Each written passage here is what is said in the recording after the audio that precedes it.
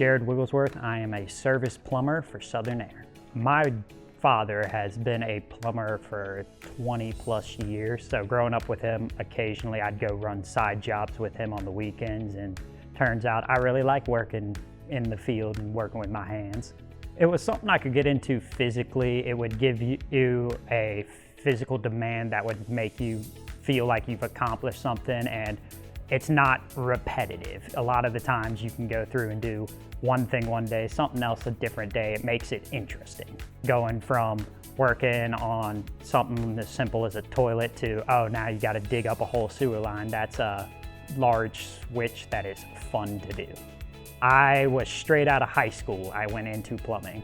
It was very basic. I knew how to plunge a toilet. And I went from knowing how to plunge a toilet to working with a couple of guys that knew what they were talking about, and you just don't need a whole lot to start. You can start from the ground level of this with no knowledge, and you will pick it up quick. You can get good training in that from any technical college. VTI is a good one. It's the one I went to.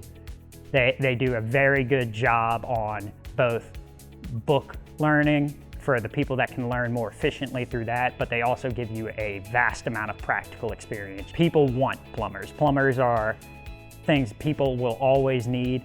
If you have an interest in doing it, go apply. If you have no experience, people will say that you shouldn't apply, you should learn. No, go apply to positions, say that you want to be a plumber. The companies will help you out. They will get you set up. They will, because they want you to come work for them. They want you to go be that plumber. Don't let the fact that you are a plumber and make it think it's gross be a reason to not do it. It is a field that will never not need more people. We will always need plumbers. You will always be able to find a job.